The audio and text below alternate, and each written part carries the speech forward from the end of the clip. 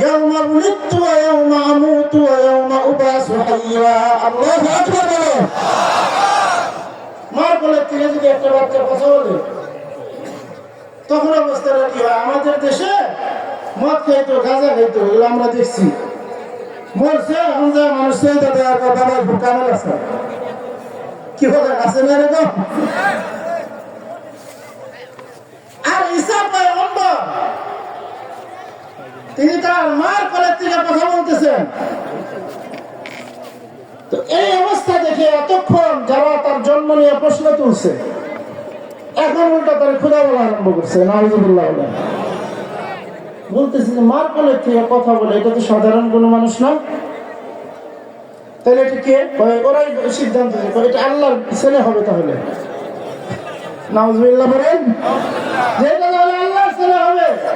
এদিকে মার কোলে থেকে কথা বলে, এত খুন করছে বেইজ্জতি, এখন আবার করতে এতক্ষণ সারাসারি, এখন বাড়াবাড়ি।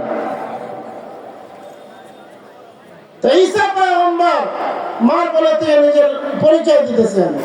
ক্বালা ইন্নী আবদুল্লাহ আতানিয়াল কিতাব ওয়া জাআলানি নাবিয়্যা।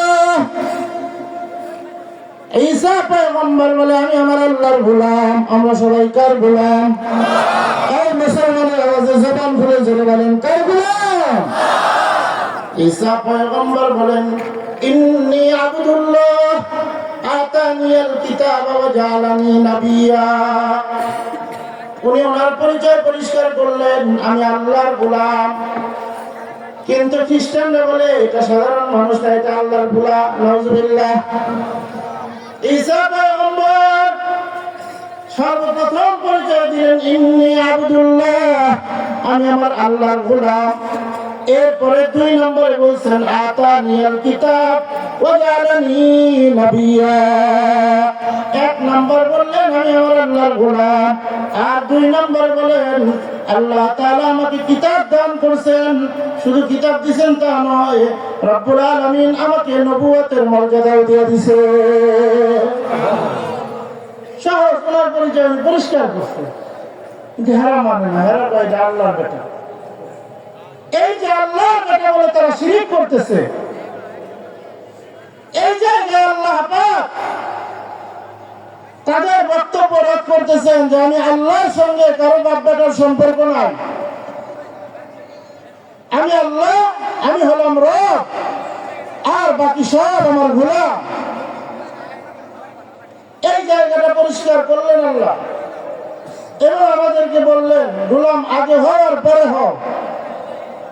দুনিয়াতে গোলামি স্বীকার করো আর না করো, কিয়ামতের দিন কিন্তু আবদিয়ত স্বীকার করে আসতে হবে।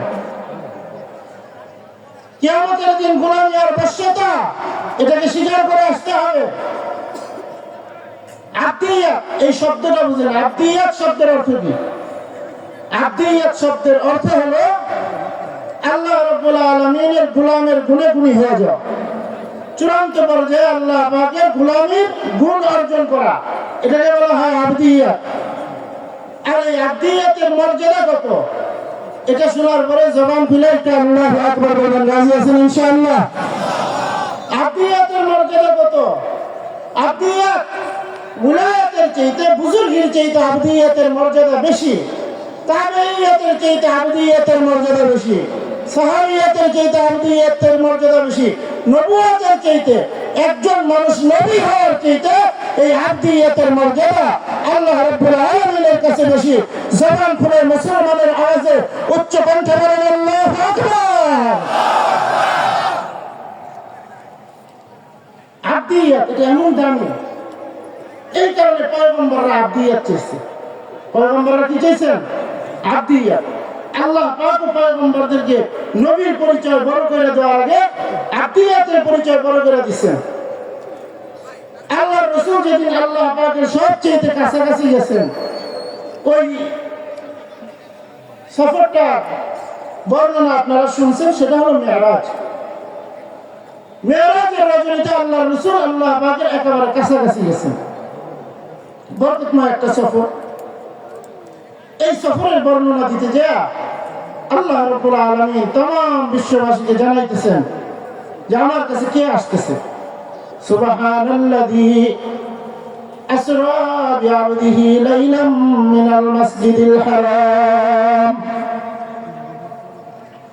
ليلا من المسجد الحرام إلى المسجد الأقصى الذي باركنا حوله لنريه من آياتنا إنه هو السميع العليم আল্লাহ পাক বর্ণনা দিতেছেন যে আমার বান্দা আমার কাছে আসতেছে। সুবহানাল্লাহ। আমি সত্য বলতেছি, আল্লাহ পাক বলতেছেন পবিত্রতা ওই মহান সত্য যে তার বান্দাকে সফর করাইছেন।